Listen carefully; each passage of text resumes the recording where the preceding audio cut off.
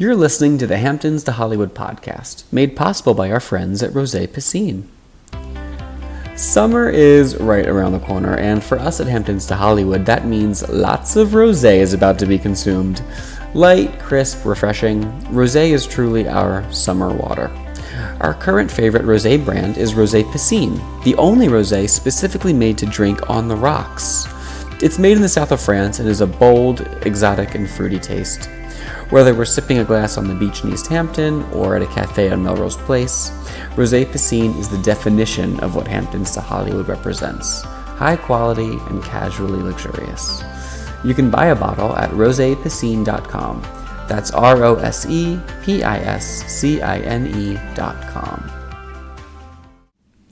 Hey guys, it's Kyle Langan again. In advance of Father's Day, this week's episode of the Hamptons to Hollywood podcast is a conversation with my dad, Patrick Langan. We talked about his unexpected foray into fatherhood, the similarities between fathers and sons, and the power of parenting consciously. I hope that my conversation with my dad inspires you to reach out to your own father or the father figure in your life and let them know what they mean to you this weekend. So, without further ado, time to meet my dad. Okay. Dad, thank you for being on the Hamptons to Hollywood podcast. Good to be here, Kai.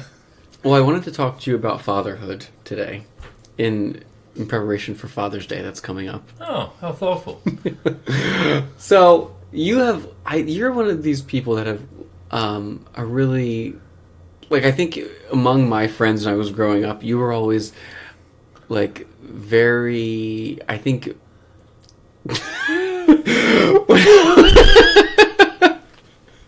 It's Kyle laughing, not me. When I was growing up, all of my friends thought you were really cool. Really? Yeah, because you always had something going on. You were either making a hot sauce or you were skateboarding. When other dads weren't skateboarding, they were sitting on the couch and watching infomercials or whatever. And so you have always been a really cool figure in my life, and I think a lot of other people's lives too. Wow. And I don't think you're aware of it really. So I wanted to see what if you could describe yourself in 3 words, what would they be? 3 words? Yeah, 3 adjectives. Oh, 3 adjectives. Okay. I would say creative, thoughtful, exploratory. Oh, okay. Why? Creative, because I'm always trying to... I have a lot of ideas. Yeah. They come to me naturally. I just get ideas, and I need to execute on them. Therefore, I guess that's creative. Yeah. Thoughtful, because I care about how other people feel. And exploratory, because I'm always, when I get triggered by a thought, I want to explore what that is. I want to educate myself. Right. Once I have a thought or someone gives me a tidbit of knowledge, I need to broaden it. I need to delve deeper. I need to get down that rabbit hole, which I've been... Yeah, which you've done. Yes, which I have done well, as a fault. No. Well, when I was thinking about what to ask you, I was thinking about what, about you that I recognize in myself. And it's just so weird how you see, and you can speak of this better than me because I'm not a parent, but how you see your own genes in your kids, And it's so funny to me because I see a lot of you in me, and I think particularly on that the creative side. Okay. And that exploratory side that you said, because that's very resonant, because I want to try so many different kinds of things to a fault. Exactly. I know. Because I can't, I feel like I can never pinpoint down one thing to do.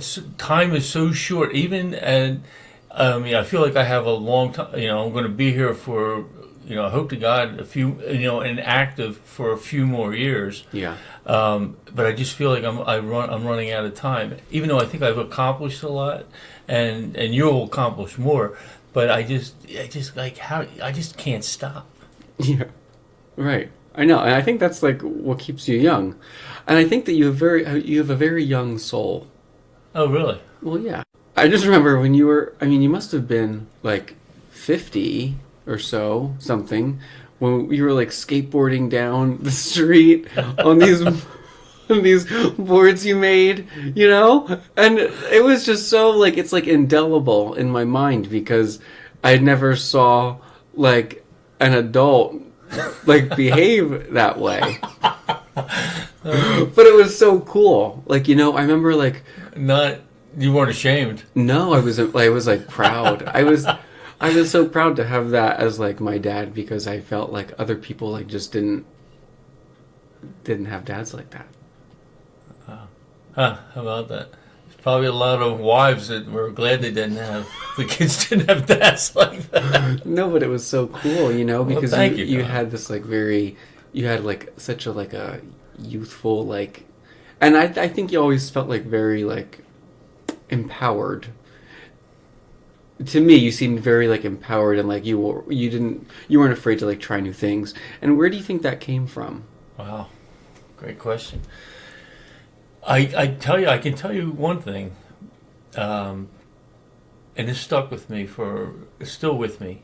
When I was a young kid and I started to draw, and there were no artists to be heard of in our family, I would hear tidbits, Uncle Joey on, Tommy's, second cousin, he drew stuff once in a while.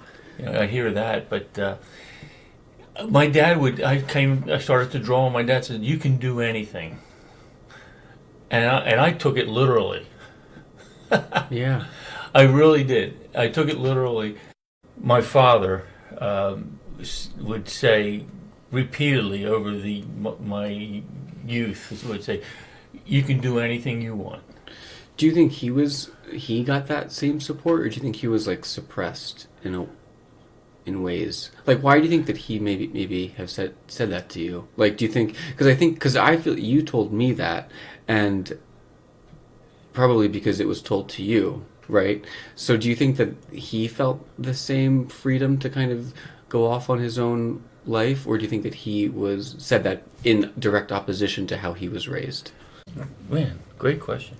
I would say he did that it was in opposition. He wasn't raised that way. Yeah. His birth father had left the family. Yeah. He was raised by a great guy who I thought of as my grandfather for years until I found out that he wasn't my grandfather or birth grandfather. But he was the youngest of two, and the older son was told he can do anything. Mm. And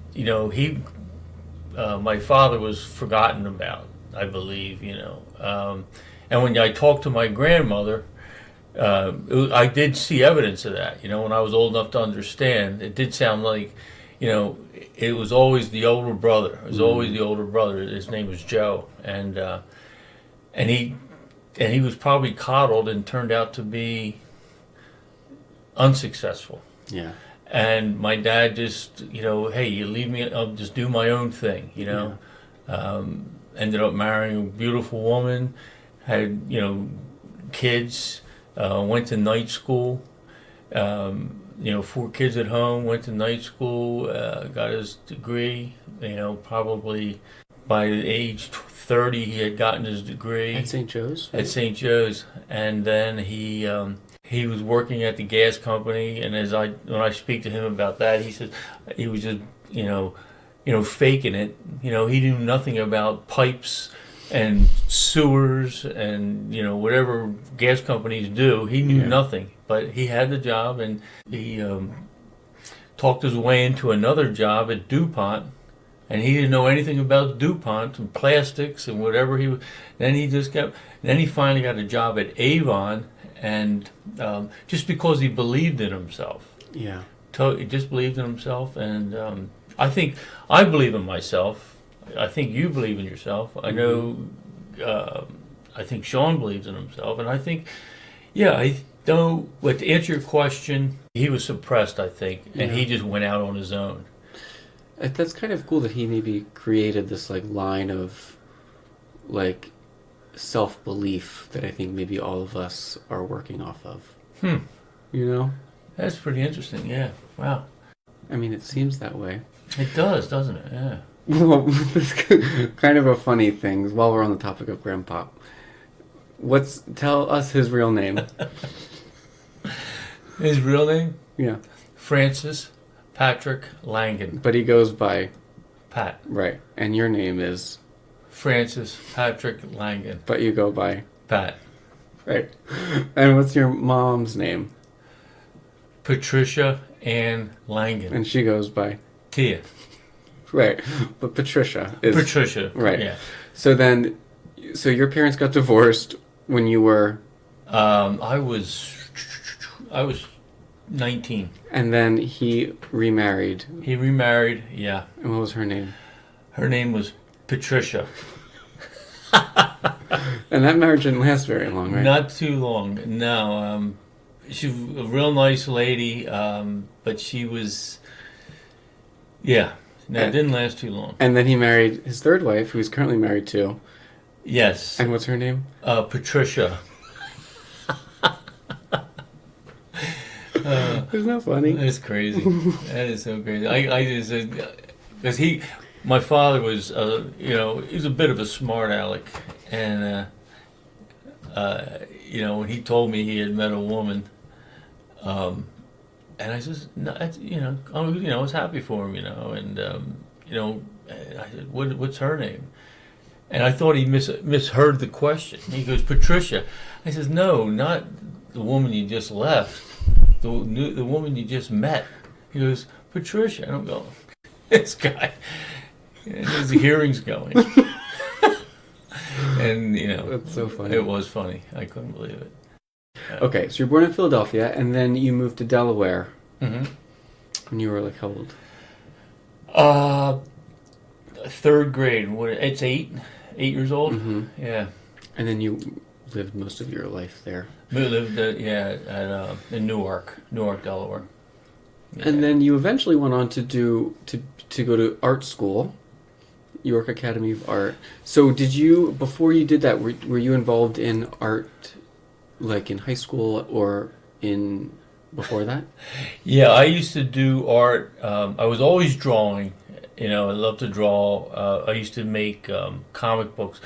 And it's funny, I wish I had these things. They were, I'll never forget, one of the best ones I made. It was, it rained like 3 days, and, you get tired of watching TV. So, I'd get on the kitchen table with colored pencils and, we start sketching. And I was into superheroes. And I was drawing this one and I really got into, and I called it the Scorpion, Spider-Man's friend. and I would love to see that today, because I was so proud of it. Everybody loved it, and that's so funny because I used to do that same thing. I know, you were so good at it. You really had a natural talent. With art, I was more of a hard-working artist. You were more of a natural artist. I felt like, I developed a natural ability, but that was years later. But I had to actually sit down and think about drawing. I think like you, it just seemed like it just flowed out of you.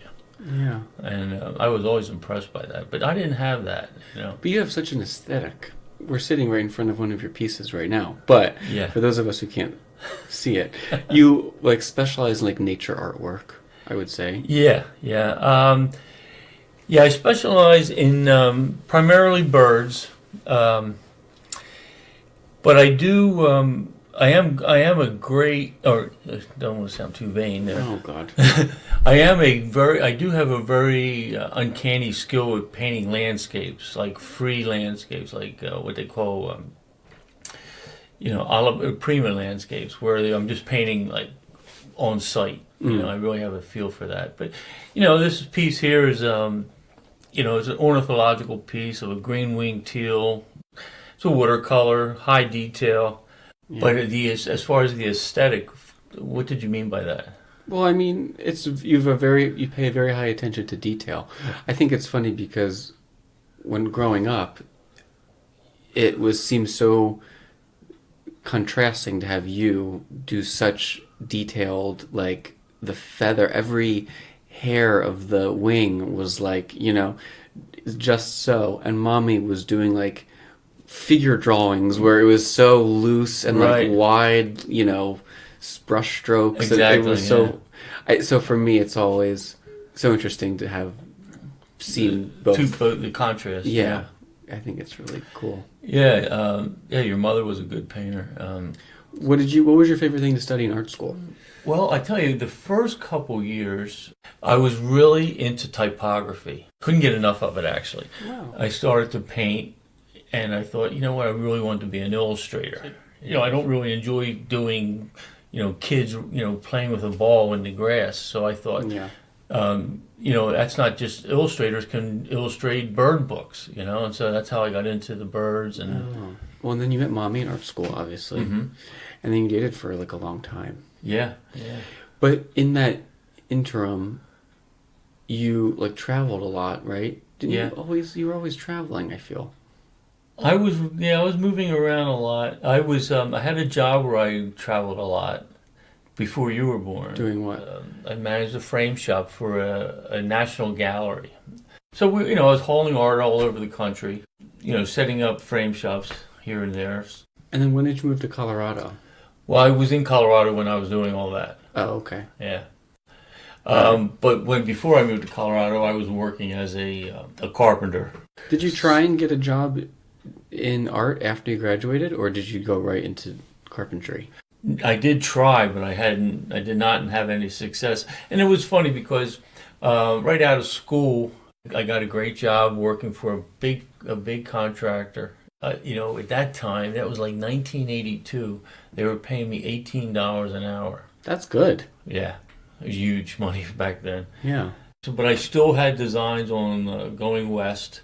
Me and you remember Kevin Mm-hmm. and Fritz and those guys. We decided to go tobogganing one afternoon after a snowstorm. I was the lead guy on this toboggan, and we were doing these jumps. Had to get some air, and got a little too much air, and my foot slipped off of the toboggan, my left foot, and kind of went under the toboggan. And we all ran over it. Broke my ankle. Wow. Couldn't go to work. Yeah. Kind of lost the job. I had my plans for Colorado, so I had to push that back. And my buddy asked me if I would want a puppy. And I said, sure, I love that. I went down and picked out the dog the week before, and he goes, like, in 7 weeks he'll be weaned. And now I got a broken ankle, no job, and I got a puppy on the way.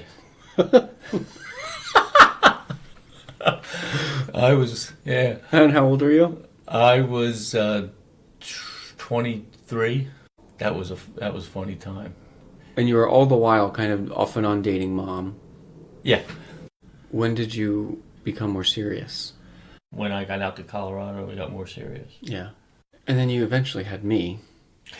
Yeah. What was your initial reaction to finding out that you were having a baby? To be quite honest with you, I was ecstatic. Really? I was. Why? Had you always wanted to have kids? I did, and I couldn't believe it.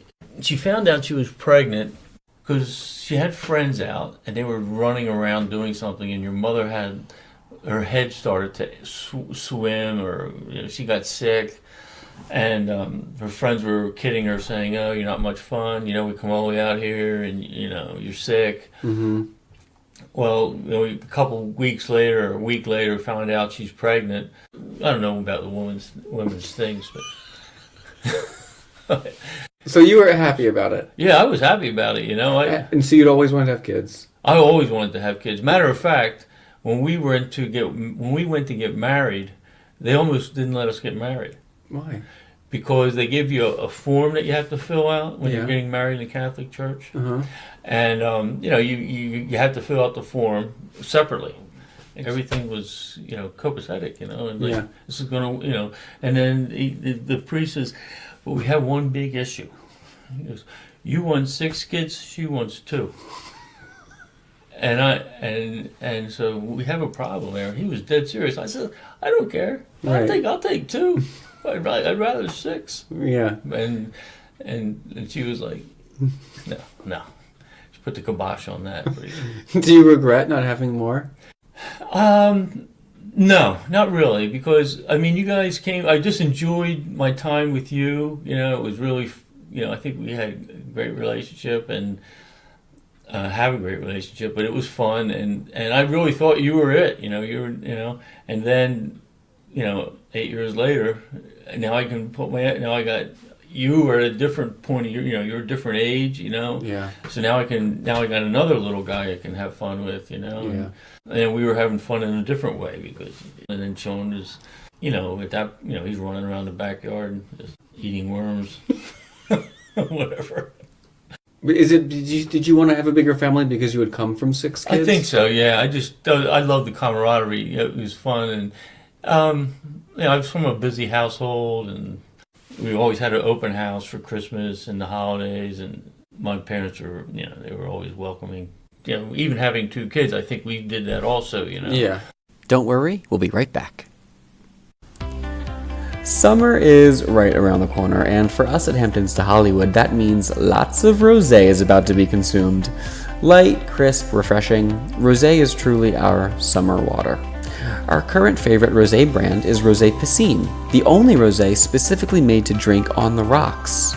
It's made in the south of France and is a bold, exotic, and fruity taste. Whether we're sipping a glass on the beach in East Hampton or at a cafe on Melrose Place, Rosé Piscine is the definition of what Hamptons to Hollywood represents: high quality and casually luxurious. You can buy a bottle at rosepiscine.com.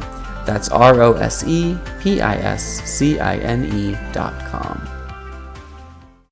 What do you think that your best attribute as a dad was or is, and the thing that you wish you would have done better? Staying sincerely involved with like what you guys were doing. Obviously you had your big things. You were playing soccer and lacrosse and the plays, but there was like the little the things where like you're drawing. Mm-hmm. Where I would put ask you. I said, God, these are fantastic drawings. It's just something I'm messing around with. Looking back on it, I think I gave both of you a lot of attention. Yeah, you were an involved parent.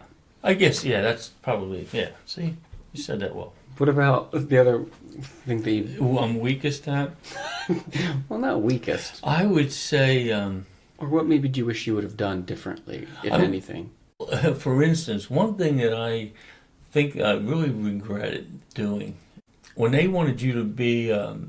you wanted to get on a traveling soccer team, and I didn't think that you wanted to do it. But I think that I really regretted you not doing that. And I think you were kind of listening to me. But then I think a couple of years later you said you really missed not doing that. Really wish I would have not stepped in on that, Yeah. It really bothered me. And I think you wanted to do it. Yeah, I remember that. I think I was such like a people pleaser. I think I was thinking like, oh, well, if it's going to like be an inconvenience, then I won't do it. Yeah, and that really... Because nothing was an inconvenience, but Right. But I wasn't. I must have been giving you some kind of vibe that that you thought I was being inconvenienced, or your mother and I were being inconvenienced, and that's really. But I was also happy to just do whatever too. Yeah, you were good. You were definitely. It's like, okay, well, I'll just do this instead. Yeah, you were good with that. I thought a lot of times, I'm trying to be, I'm going to be a modern parent. I'm not going to do things, the way I was raised. Like let this go. And they'll make their own decision. And you did, and most of them, 90% of them, I think, turned out well. But there was things where I thought, what, I should have pushed a little bit. I also think that you're such a good parent because I think you trusted us a lot until there wasn't like a reason to be trusted, which there never really. I mean, Sean did, nothing really terrible, No, he was just mischievous. The other thing that I am really grateful for, being parented by you and mommy but you in particular, is that how adamant you are about communication, and about how like you always said like you can tell us anything, like like doesn't matter what it is, you won't get mad, like you could, and you took me up on that all the time. I know. So that was huge, because then I'm going, you little son of a gun. Right. But I loved it. Yeah. And I think that you and mommy were synergistic in that way. Like you would be like mad at something that maybe we had done, but wouldn't punish us because we told you about it. Right. I remember. I can just see the conversations you and Sean said. Sean, just tell them because they can't be mad. I remember one time, and you must have been so used to me like giving you, like telling you like just, kid like growing up things. But I had come back, I had like spent the night out. It was like homecoming, my senior year of high school. And I had spent the night out with like a bunch of friends. We just like all camped out in like someone's backyard. Oh yeah, I remember that. And I came back the next morning, and I had gone to the dance with someone, and I was like, Dad, guess what happened? And you're like, oh, you had sex with what's her name? And I was like, no, I was the homecoming king. But you were like so like probably just excited and like fearful. You know what I mean? It was just such like a genuine moment that I remember. And then the other thing that I also think that is a modern parent thing that you have, and I don't think this is as conscious as what you were saying earlier, and I think I get a lot of this from you too. I remember I would like go into the family room and you always like loved movies, right? Yeah. And I remember one time specifically, you're watching Schindler's List, and you had this like look on your face, and you were like trying like not to cry. Right. And it was such a funny face because it was so funny. But I remember like how in tune you were to your own emotions, and I remember like that you would cry like in front of me. I remember like one time and like it wasn't. I never thought that was like a weird thing, and like you weren't ever afraid to be like vulnerable in front of your kids, and I think that is a very stereotypically like non-masculine or macho thing for a parent to do. And I remember that like growing up like that, it showed me that it's like completely normal to like cry watching a movie or to be in touch with your emotions, and it like represented this like duality of like what it meant to like be like a man, because you could be like tough, and I always felt so like protected by you, like whenever we would like going in like the ocean or you know what I mean, like, I was always like didn't think that I would like drown or something, you know what I mean, but then you could also be like so like in tune with like your emotions, and I think that's like something that I think is so Wow, I never. Powerful. So was I blubbering? Did I have tissues? I'm teasing. But how about that? Because I think a lot that's a big problem like in society now. I think like this toxic masculinity issue. Yeah, right. And I never like grew up around any of that. And it's funny you say that because you portray yourself as a strong young man. I see that in you, and obviously you have a confidence. But I just I wasn't conscious of what I was doing, but or what was happening. Yeah. But evidently, I guess when you have afterthought, it was a good thing. I just feel very lucky to like have you and Mom as parents. We're very lucky to have you guys as sons. I really sincerely. And I haven't really talked to Sean about that, but I would be interested to hear what he would say about it too. I just couldn't get over the way you negotiated things, like as a kid. I was really impressed. Like, well, how so? Well, with the bullying in school, like I was always concerned about that because kids would come home with these stories, and is somebody bullying my kid, and I'd ask her, right? He goes, Kyle, no, no worries, and I'm going, why? How does he dodge? How does he, and I think it would be because you had this exuberance and this confidence. People liked you. You had a great, have a great personality. As a parent of a younger kid, that was just always on my mind. Were you like a worried parent? I wouldn't say worried. I was a conscious parent. I always wanted to be there for you guys if something happened, and that was the whole point about tell me anything. Right. Do you think you were a good dad? Yeah, I think I was a good dad. I had some issues, and there's a lot I could have done better. There were times where I would, where I lost time with you guys, because I wanted the house to look good. I wish I wouldn't have spent so much time doing that.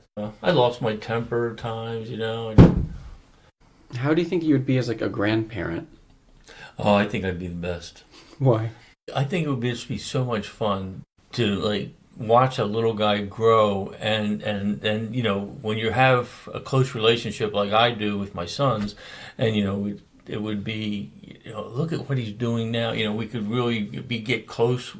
Yeah. Have close conversations, and I guess all parents, maybe all grandparents, do that with their kids. I guess I'm probably. Well, not all, I don't think. So as far as being a grandparent, I would like to be involved, to mentor a nice, a young kid, just like I did with my sons, Yeah. Yeah, you were definitely a good mentor because I remember you were just so thinking about how creative and entrepreneurial you are. You designed your own skateboards and you made them. You formulated a original recipe for a hot sauce that you would sell. Do you remember? Yeah, I remember that. And then you still making that, by the way. You make something like that. And then you would you remember you and Dewey were thinking of going into the fashion business for the outerwear. Like you just did so many cool things. I think it informs a lot of my personality now. I remember you and I would take these boat rides out, and I'll never forget those. We would make up stories. What? Oh yeah, go ahead about making up a story. Well, you were just so. You would say part of the story, and then it was and then I would say the next part, and then you would expand off that, and then I would go, and we would just be the two of us just in this zone. River, or whatever we were in, yeah, and just making up stories. It was so cool. That creativity that you have, that you passed on to me, where do you think that you got that? Because Grandpa was a businessman, and my mom, I mean, she didn't work, but was she creative, or how? Where do you think that you got that from? I think my dad, when he wasn't, I think he was very creative thinker. His sales was his thing, and he was very good at it. I mean, it was creative in its own way. In its own way, correct. Oh, and then remember when we went out to visit him in San Diego, when he was into that abstract art?